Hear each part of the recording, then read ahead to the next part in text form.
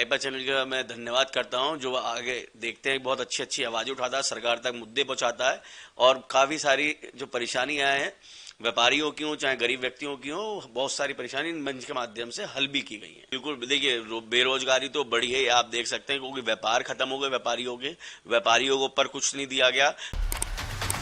नमस्कार, मैं हूं कपिल सोनी और आप देख रहे हैं आईपा, जो बात करता है जन सरोकार की, जनता के उन मुद्दों की जिनसे उज्जवल भविष्य निर्माण किया जा सके।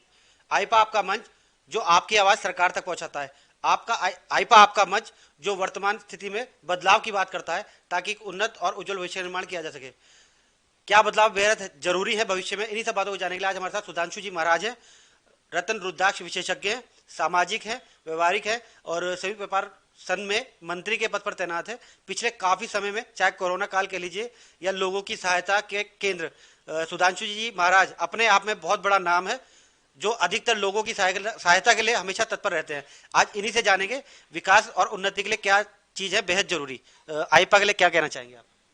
जी, आईपा चैनल का मैं धन्यवाद करता हूं जो आगे देखते हैं, बहुत अच्छी अच्छी आवाज़ उठाता है, सरकार तक मुद्दे पहुंचाता है और काफ़ी सारी जो परेशानियां हैं व्यापारियों की हो चाहे गरीब व्यक्तियों की हो, बहुत सारी परेशानी इन मंच के माध्यम से हल भी की गई हैं। जी, सुधांशु जी, बात करें तो धर्म और राजनीति की पिछले काफी समय से देखा गया है, जो उत्तर प्रदेश में देखा जाता है, धर्म और राजनीति की बात ज्यादा होती है, जबकि विकास के मुद्दों को बहुत पीछे छोड़ दिया जाता है। क्या कहना चाहेंगे इसके बारे में?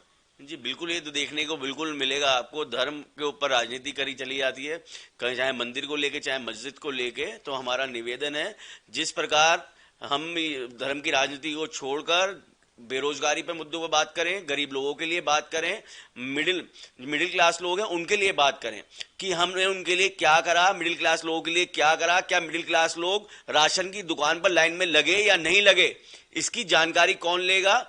बिजली के बिल, जो बड़े बड़े फैक्ट्री चलाते थे, संस्थान चलाते थे, क्या उनके बिजली के बिलों में राहत दी गई? क्या एंड मौके पर आधे बिल की, जो हमने बाद में अभी देखा कि आधे बिल माफ किया जाएगा, ये क्यों 5 साल के एंड मौके पर आधे बिल माफ क्यों किया गया? चाहे किसानों के थे, ग्रामीण क्षेत्रों के थे, क्या 5 साल से पहले सरकार को व्यापारी हितों के लिए या आम जनता के लिए कोई सुख सुविधाएं या कोई लाभ देने का प्रावधान नहीं था? तो मैं सरकार से भी ये पूछना चाहता हूं, क्या कारण था जो आखिरी में 50% बिजली के बिल में राहत देने के लिए कहा गया? इससे पहले कई व्यापारी आत्महत्या कर चुके, बहुत सारे गरीब लोग फांसी लगा चुके, परिवार के साथ मर चुके। क्या सरकार को उन लोगों के ऊपर ध्यान नहीं देना था? सुधांशु जी, बात करें, आपने बहुत अच्छी बात बताई महंगाई को लेकर और बिजली के बिल को लेकर। बात करें अगर दिल्ली मॉडल की, तो केजरीवाल सरकार में इतनी यूनिट फ्री है कि एक आम आदमी आराम से अपना जीवन यापन कर सकता है। महीने का उसे बहुत मिनिमम चार्ज देना पड़ता है। अभी दूसरी सरकारों ने भी वादा किया है कि अगर सरकार बनती है, सत्ता आती है, तो इतने यूनिट फ्री दी जाएगी। आपको नहीं लगता कहीं ना कहीं जो दूसरा और पहला कोरोना काल की लहर आई थी, उसमें न केवल व्यापारी वर्ग बल्कि आम जनता की कमर टूट चुकी थी, त्रस्त हो चुका था? आपको नहीं लगता कि कहीं ना कहीं सरकार को इसके लिए कुछ पहल करनी चाहिए, कदम उठाना चाहिए?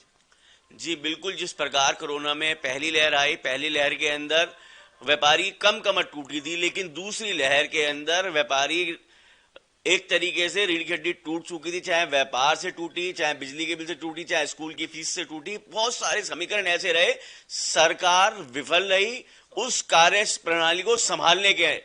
चाहे इतनी मौतें हुई, अस्पतालों को देखिएगा, दवाई, बहुत सारे जो प्रकरण रहे कि कोई अगर बाहर से आता था उसे तो कमरा मिल जाएगा अस्पताल में, जो मेरठ का था मेरठ में नहीं मिल पाता। चाहे अधिकारी थे, अधिकारियों को भी खुली छूट थी, उन्हें कुछ मालूम ही नहीं था कि क्या करना है, ड्यूटी लगा दी गई, नदारद रहे। हमने बहुत सारे अस्पतालों के बिल कम कराए, अधिकारियों से वार्ता की, भाई आपकी ड्यूटी लगाई है, आप इस अस्पताल में ड्यूटी लगी, आपको फॉर्म लाते हैं, फोन बंद है, मजिस्ट्रेटों की ड्यूटी लगाई, कोई सुनवाई नहीं थी।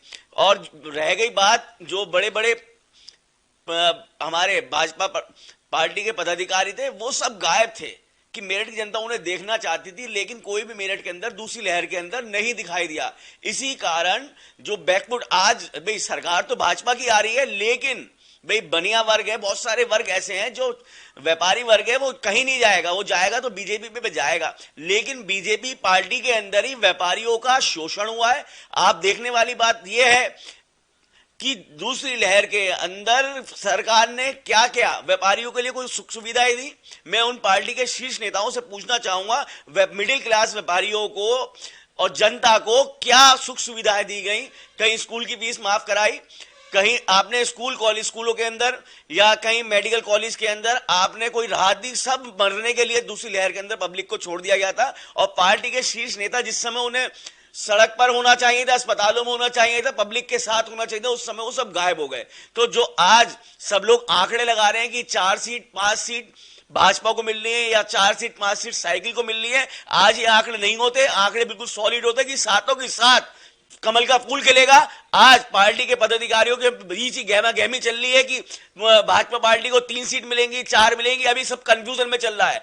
आज ये मुंह नहीं देखना पड़ता अगर दूसरी लहर के अंदर भाजपा के पदाधिकारी भाजपा के कार्यकर्ता को समय देते, उनके पब्लिक के लिए बीच में पब्लिक के लिए कुछ आकर करते, तो आज ये मुंह चुनाव के पहले चरण में और दूसरा चरण देख रहे हैं कि साइकिल जा रही है साइकिल जा रही है। ऐसा क्या कारण है भाई? आज हमारे पार्टी के सभी लोग बड़े बड़े नेता काम लगे हुए हैं, हर फील्ड में लगे हुए हैं, और साइकिल वो अकेला आदमी साइकिल को चला रहा है। अभी 4 साइकिल 5 साइकिल सीट जा रही है शहर से, डूब के मरने वाली बात है। ऐसा क्या कारण है? पदाधिकारियों ने, जो मेरठ के पदाधिकारी थे उन लोगों की गलती रही, भाजपा के पदाधिकारियों की, उन्होंने कार्यकर्ताओं को कुछ नहीं समझा। फीडबैक पब्लिक का लिया जाए, कार्यकर्ताओं का लिया जाए तो पता लगेगा ये कारण क्या रहे, किस कारण से भाजपा पार्टी को मेरठ 7 सीट में कितनी सीटों से हाथ धोना पड़ेगा, और इसके पीछे का कारण जरूर पार्टी के शीर्ष नेता लगाएं। अच्छा, चलिए, आपने बहुत अच्छी बात बताई कि अगर पार्टी ने कहीं ना कहीं काम किया होता तो उनको देखने और सोचने की जरूरत नहीं पड़ती, ना लोगों के पास जाने की जरूरत पड़ती। अच्छा, बात करें पिछले 5 साल की, तो आपको कितना फर्क लगता है लॉ एंड ऑर्डर की बात करें उत्तर प्रदेश में, कितना फर्क पड़ा है? अपराध मुक्त कितना उत्तर प्रदेश हुआ है? भाई लॉ एंड ऑर्डर की बात करी जाए, सीधा सीधा मैं आपको एक चीज बताना चाहूंगा।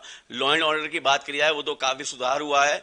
लूट डकैती हत्या में कमी आई है, सरकार ने अच्छा काम करा है। जिस चीज में भी अच्छे कार्य हैं पब्लिक उसका श्रेय सरकार को देती है। लेकिन जो बड़े अधिकारी हैं, बड़े संस्थान है, जैसे सीबीआई हो गया, ईडी के दफ्तर हो गए, मेरा सरकार के माध्यम से, आपके चैनल के माध्यम से ये है कि उन्होंने सीबीआई और ईडी ने अब तक कितनी फाइलें बंद करी हैं, उन फाइलों की भी एक बार जांच करा ली जाए। उन सीबीआई और ईडी के अधिकारियों की भी जांच करा ली जाए जो सरकार के सफेद पोश के अंदर काला धन इकट्ठा सबसे ज्यादा इन्हीं अधिकारियों के पास इकट्ठा है, जिन्हें सरकार कहती है कि और सीबीआई की जांच कराएंगे, ईडी की जांच कराएंगे। यही सबसे ज्यादा भ्रष्ट हैं। लखनऊ में बैठे हो चाहे गाजियाबाद बैठे हो सीबीआई की टीम या ईडी की टीम लखनऊ बैठी हो, ये सबसे ज्यादा इसके अंदर भ्रष्ट लोगों भी आपको मिलेंगे।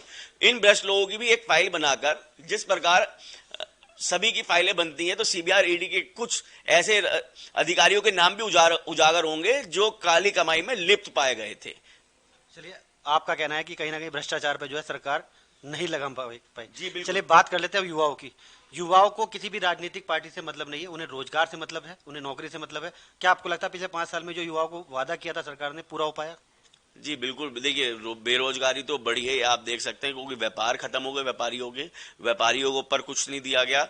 20% जिसके ऊपर लोन या जिस पे लोन चल रहा था, लिमिट चल रही थी 50 लाख की, 1 करोड़ की, सरकार ने कहा कि 20% आप और आपकी लिमिट बढ़ जाएगी, यानी आपको 20% पैसा और मिल जाएगा। सरकार को यह करना चाहिए था कि आपकी ब्याज दरें घटा दी हैं या आपको 6 महीने का ब्याज नहीं देना पड़ेगा, पर सरकार ने ऐसा कोई कार्य व्यापारियों के लिए नहीं करा। और तो और उसे 20%, अगर किसी की 50 लाख की लिमिट चल रही है, 5 दूनी 10 लाख रुपए और देने का प्रावधान कर दिया कि बेटा कि तू ब्याज तो देगा ही देगा, 10 लाख और ले लो एक्स्ट्रा, वो आपके नाम में और चढ़ जाएंगे। यानी कर्जदार वो 50 लाख का था, अब वो व्यापारी 60 लाख का कर्जदार हो गया। लेकिन टाइम से आप बैंक की किस्त जमा करते रहना, बिजली का बिल जमा करते रहना, स्टाफ की सैलरी देते रहना, मकान मालिक का किराया देते रहना, फैक्ट्री मालिक का किराया देते रहना, पर सरकार आपको किसी चीज के लिए ऐसा नहीं कर रही कि आपको छूट दे रही, वो छूट नहीं दे रही। छूट के नाम पे वो धोखा कर रही थी व्यापारियों के साथ, जिसका परिणाम सरकार को भुगतना भी पड़ रहा है।